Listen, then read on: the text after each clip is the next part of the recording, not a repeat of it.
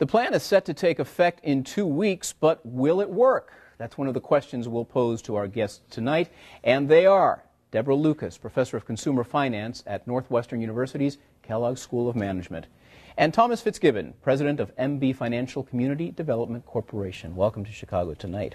Deborah Lucas, let's begin with a brief history lesson of what happened with these mortgages, the securities, derivatives that I was talking about. What are they? What happened? Okay, well, the fundamental thing that happened is that housing prices took off on an upward spiral that was unprecedented in history. That gave everyone a lot of confidence, too much confidence. They started buying riskier and riskier mortgages, investing in properties that they could only afford if the price kept on rising. As far as where the derivatives fit into all of this, I think you should think of derivatives as a way for the financial markets to even pour more money into the mortgage market. So the derivatives allowed people to redistribute the risk so that the people who wanted the risk could take the risk. The people who didn't want the risk thought they were safe. But in any case, the derivatives were a bit of a sideshow. But what really happened is housing prices were going up and up and up. Confidence was at a ridiculous high, and the party came to an end. So, Thomas Fitzgibbon, it really was bankers and Wall Street that risked a lot of these mortgages in putting them in derivatives and securities. Well, let's be clear about this. The regulated depositories, the banks themselves, for the most part, did not participate in this process on a direct basis at all. A great share of these loans were originated through third parties that were basically unregulated, although they were supervised by state agencies for the most part.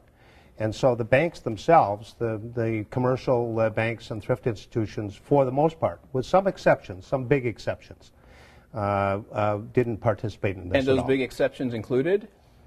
Organizations like Washington Mutual, who are no longer around, organizations like World Savings, which is now part of Wells Fargo, I guess, that have been talked about on other programs as well. So but Deborah Lucas, one of the key points that has been debated in this whole issue of the recession and how we got here was that there was no regulation or oversight in place. Should there have been? Could there have been? Well, there was regulation. There were regulations in place. There was some oversight. But there wasn't a mechanism for saying, hey, wait a minute, prices are too high, this is going to lead to unsustainable loans, we need to stop this. But the fact is that when things were hot, there was no one, not the government, not the private sector, not the people taking out the loans, who was really willing to say this has gotten out of control. So the question is really, can we create a regulator who can push against the tide in a timely way? And I'm pretty pessimistic that that's possible. I think there's always going to be historical episodes where things get out of control. Unfortunately, this one is cataclysmic, but it's luckily unusual. Thomas Fitzgibbon, a guest on this particular segment last week, said the solution to this economic crisis is to look at the real toxic assets, which are the delinquent mortgages that are floating around out there, and start addressing them. Do you believe that's so? And from what you've heard of President Obama and his plan today, will that tackle this particular problem? Well, the real challenge on your first question, which is about the loans that are delinquent or are near delinquent or are about to become delinquent, is that the organizations that are working with those individuals to try to steer them out of the current loan product that they've got are having a very difficult time working with the servicers of those loans to work out modifications that make sense.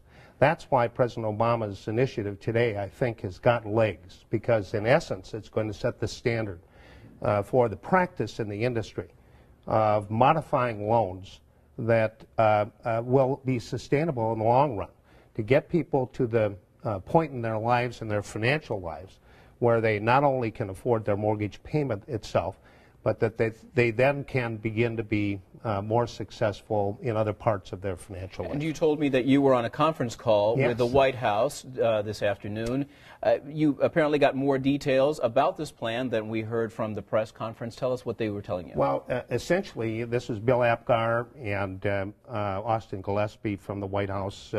Tina Chin was the one who hosted it.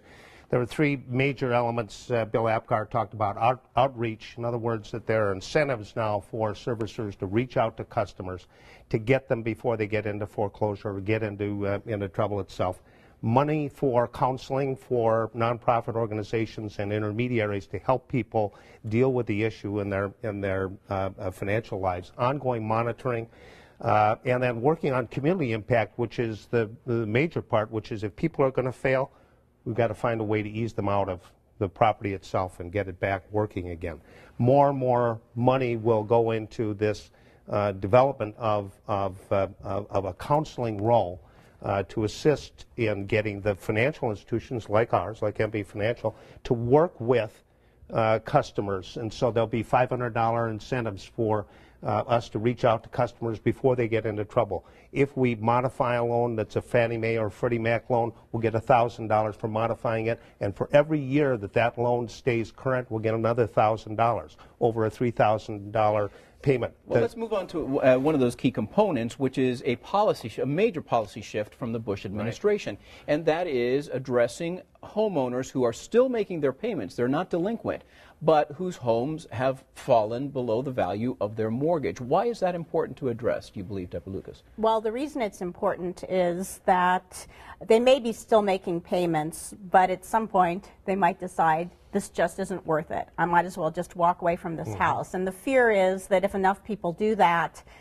housing prices are going to fall fast and harder than they have already. So this is sort of a calculated bet by the administration, I think, which is to say, look, instead of having people walk away, which is inefficient in all kinds of ways, let's help them out, let's renegotiate. That way, in essence, we're splitting the loss between the banks and the homeowner. I mean, it was always going to split between the banks and the homeowner, and this is the hope that it will be done in an orderly way. So the upside is that it stops the house price declines, it lets more people stay in their homes. Now, there's also a downside, which is it's possible that it won't work, the economy will continue to decline, and then it will be just dragging out the ultimate defaults and making them even worse. So it's a gamble that it will turn things around. There's a question about, I mentioned $75 billion. There's an additional $200 billion that will back Fannie Mae and Freddie Mac right, exactly. loans.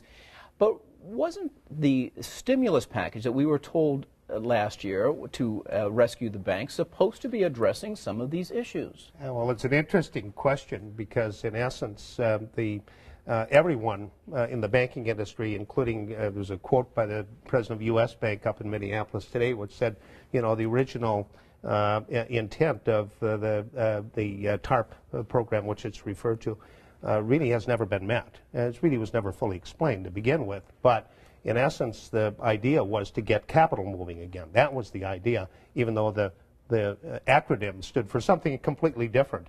It has not had the impact, frankly, that it should have. Well, but let me just say that Fannie and Freddie were actually bailed up in a separate piece of right. legislation. So right. the TARP really wasn't intended for Fannie and Freddie. But what was really important about what they did with Fannie and Freddie was the following. By law, Fannie and Freddie cannot modify mortgages that are underwater or that don't have enough capital. Right. And so by changing that rule, what they're letting Fannie and Freddie do is go in and make the mortgages they already hold more viable. So it might cost a lot of money, but it might actually save Fannie and Freddie money, because if they don't if they don't have to do the foreclosures because they can lower the rates, again, it's a bet that by doing this they'll actually be in better financial shape than they were before.